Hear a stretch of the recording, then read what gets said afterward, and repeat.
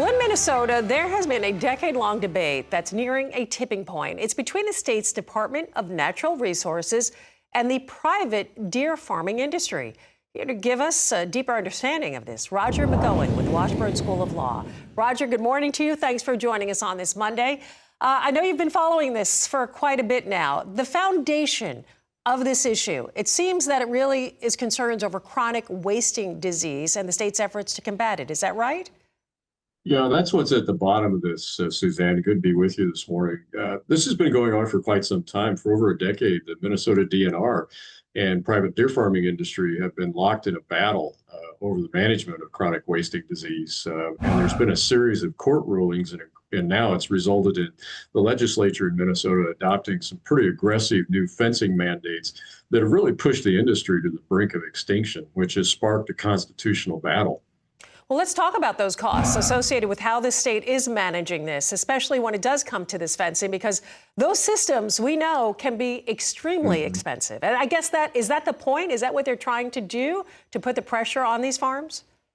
Yeah, it is. I think at the heart of the conflict with this legislation is they're moving the state of Minnesota to a no contact standard between wild and farm deer.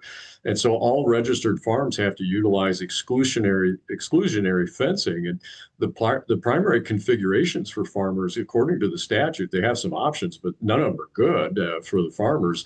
They're both physically and financially daunting and could cost upwards of $200,000 to install.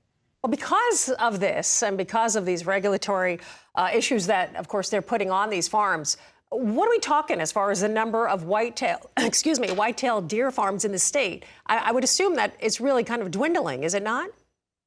Yeah, it's gone in the last 5 years from about 200 farms to 79 as recently as last week when I checked on this. And because the state has banned all new registrations and limited transfers to a one-time handoff to immediate family members, the industry they've set it up to self-extinguish. So it's been legally designed to die out with the current generation of owners. So, Roger, when we look at the impact of what's happening in this issue, what about the rest of the ag industry? What are we talking about? And can we see this kind of playing out over other sectors? Yeah, I think this could have a big impact on the ag industry in general. Now, the deer farming industry, the petitioners in the case in Minnesota have asked the U.S. Supreme Court to hear the case, and there are some really serious constitutional issues involved. This really tests the limits of how much risk that a state can justify to eliminate a private industry.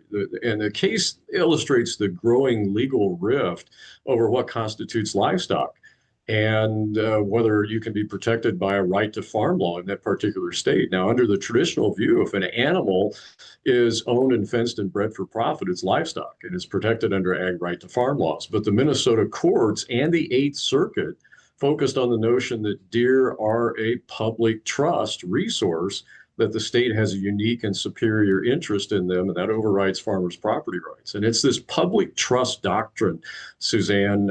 I'm not sure farmers really understand how bad that could be to the future of farming. I've been trying to warn farmers about this for the past few years, and this is another one of these public trust cases where if they say, well, you know, what you're doing kind of violates the public's trust, we can take your property rights away from you. So keep your eye on this case. It's a big one. Wow, that is frightening. I mean, are we talking, listen, we said this has been going on for a decade now. What are you thinking? How do you anticipate this playing out? And what's the timeline here? Well, I think the law on this specific issue with respect to the state's interest in preventing chronic wasting disease is probably on the state's side. But we see this public trust doctrine being used against farmers and ranchers, particularly in the West, with respect to environmental issues, where they'll argue that what you're doing on the farm or the water that you're using really should be utilized by the public, and so we're going to shut you off, or we're going to open up dams in the West. That's all been done under the public trust doctrine, and of course, the removal of dams has damaged a lot of farm and ranch land West. It's that same doctrine. This instance, I think that the state will unfortunately probably win when it's more broadly applied to other areas of agriculture and livestock industry in particular. I we've got some really bad things to worry about. Yeah. I hate to bring that during Christmas week when we should think of cheer. So don't think about this week. Think about it next week.